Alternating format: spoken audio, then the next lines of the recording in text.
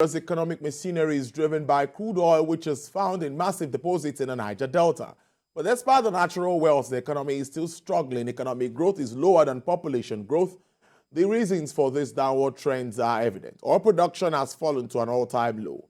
Nigeria has 4 state-owned refineries, but they have become dilapidated and idle due to mismanagement. The government pours billions of dollars into fuel subsidies yearly to cushion the social consequences, with government reportedly spending about $396 million for maintenance of these refineries between 2015 and 2020. Let's continue from where we stopped with Mr. Ibrahim, and an energy lawyer and analyst, Dr. Ayodele Oni, joins me via Zoom to continue the discussion. Dr. Oni, well, good to have you despite the challenges with regards to network. But let's get talking now. First would be, what is your reaction to this inauguration today? 650,000 barrels per day. It's no small feat.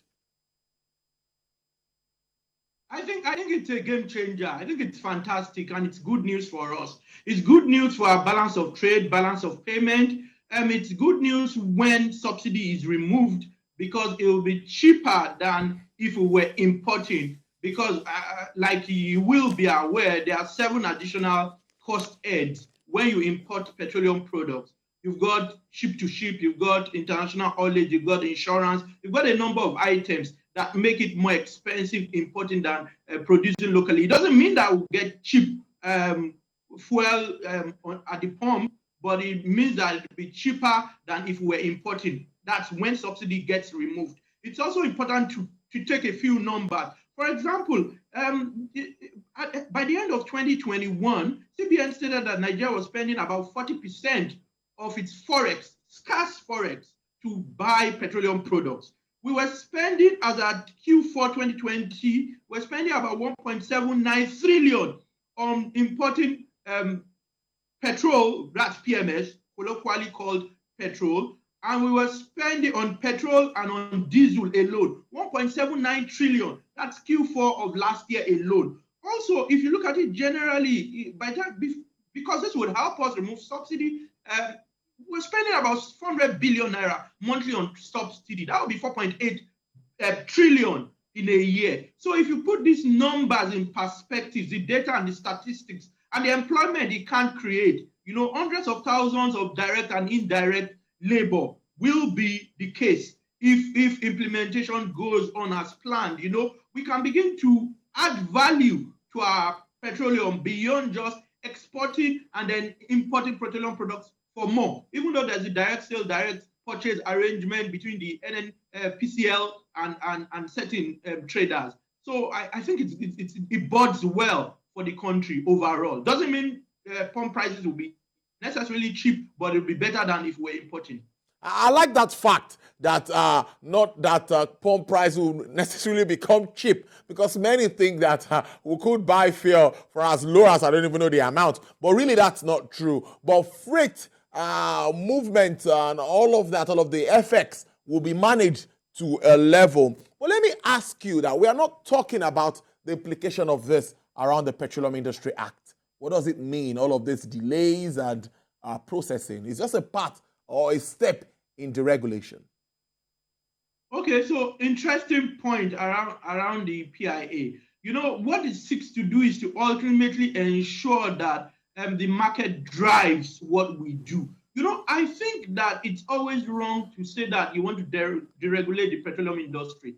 Like the power sector, petroleum requires regulation. Now, the question is, what type of regulation? Are you going to be regulating pricing? Are you going to be regulating in such a way that you have a single buyer like what the NNPC has been doing for a while?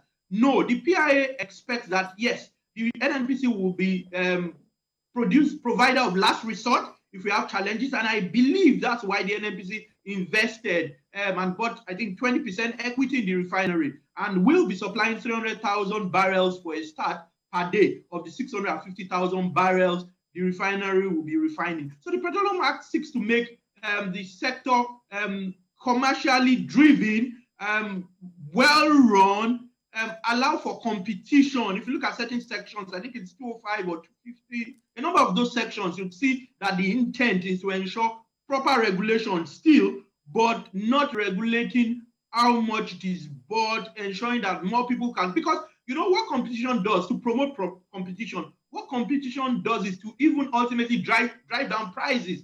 Because remember, market forces of demand and supply.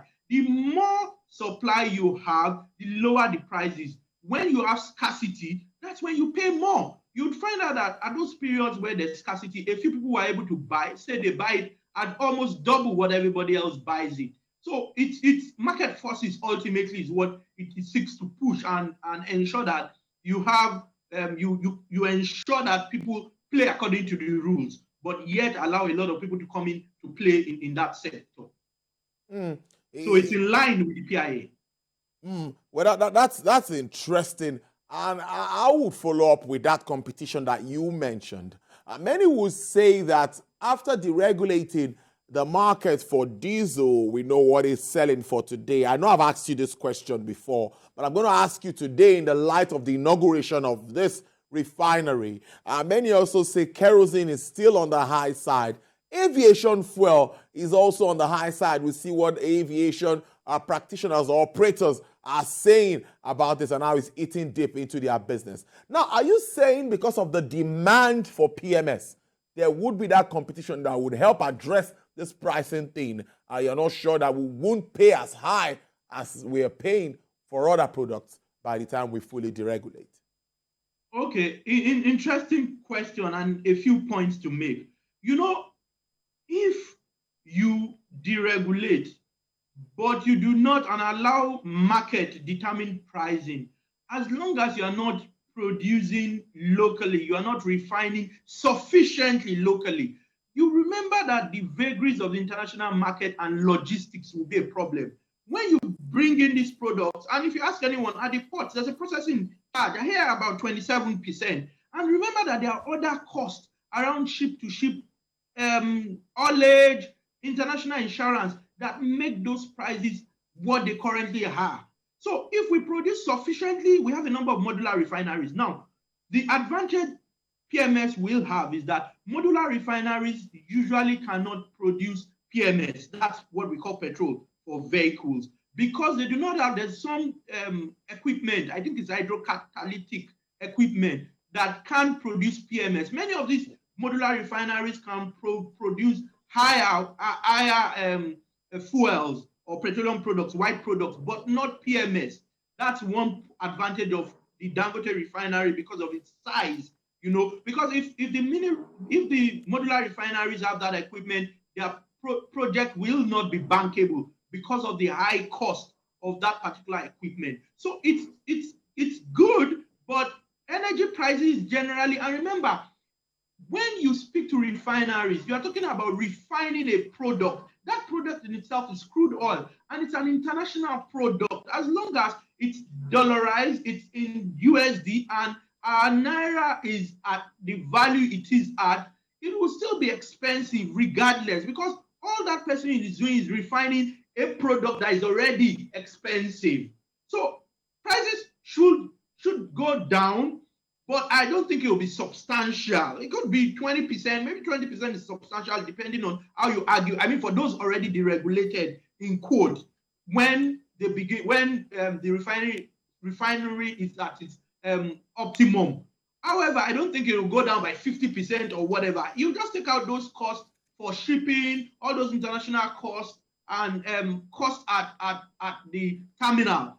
Otherwise, the import terminal. Otherwise, I don't think that there'll be a substantial. Now, what could also lead to a drop in prices is if the naira strengthens. Remember, I said that we're spending 40% of the scarce USD forex to buy just PMS and diesel.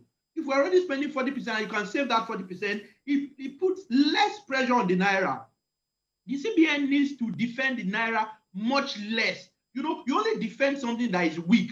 You only defend something that needs help. But if we spend less, so you have 40% off that we can save now. You know, you have that portion that you can invest in other things, you know. So the Dangote Refinery is going to buy crude at the international price or get a discount. You know, those are the things that will then determine the ultimate price. Because they're going to sell at the cost they buy the diesel, their own cost of refining plus a margin, but then take out those costs which will be extraneous to local refining, but which are a part of importation. That's the only difference we may see. We may say 20%, 25%, maybe 20%, maybe max 30%, but I doubt that it will even be that much. But the advantage also is that the market can get flooded at some point with this, especially if you now have a few other people. It's just like having an anchor tenant. Other people are going to come in, and then it will lead to more competition. Our forex ability to earn forex will improve, and if that does improve, it can strengthen the naira. Imagine the naira going for 400 in the alternative market, in what they call the black market. It then means that a dollar will be 400 naira, and if international price of crude is whatever it is, we have that benefit. You know, the reason why these prices are also high in naira is because of the value of the naira. If you do the conversion, crude is an international product, so that needs to also be taken into consideration. Dr. Oni, time is fast spent, but let's wrap up on this note. I'm aware, and I'm sure you're aware, that $1.5 billion has been earmarked to rehabilitate the Port Harcourt Refinery. We expect the Nigerian National Petroleum Company Limited to also try to rehabilitate, not the turnaround maintenance now, rehabilitate, make them functional, these refineries. Are you one of those that think that government should just let the private sector take over these refineries and complement what Dangote is doing today? Okay, yeah, I'll say yes, but not immediately. I think the step being taken is the right step. You want to ensure that those things are functional first, because a few people will argue that that's part of the challenges with the privatization of the power sector. Ensure that they are functional and then sell them off. Now, what's different this time around, because I've been part of the process at one point or the other around the refineries recently, is that payment is being made directly to these contractors, and the contractors selected are best in class. So it cuts the challenges around corruption, money not going to the right people, the right amount not being paid, and shoddy job or shoddy services being provided. So I think they should finish this rehabilitation, and I think Port Harcourt will be Q4 this year.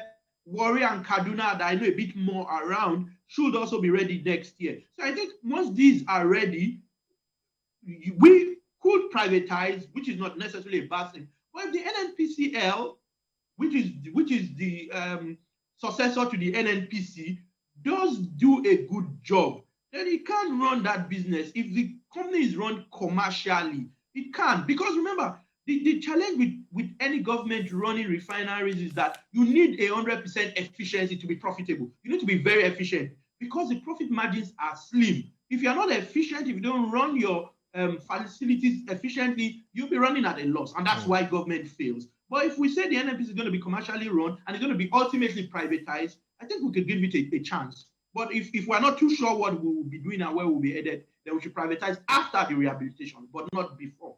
Interesting stuff. So it's about volume here, because the margins are quite lean, right? Yes. Volumes and efficiency. Great stuff there. I know we still have a discussion, but that'll be another, we have to plan another day to have that discussion. But at least we're able to make sense of the Dangote Refinery, expectations, and what more can be done. Dr. Ayodele Oni, I thank you so much for your time. He's an energy lawyer and also an analyst there, for making sense of this very important topic of discourse for today. Do enjoy the rest of your day. Thank you very much for having me. All right, there, 650,000 barrels per day, processing all grades from Asia, from Africa, from America. It's a big one. But let's talk markets and see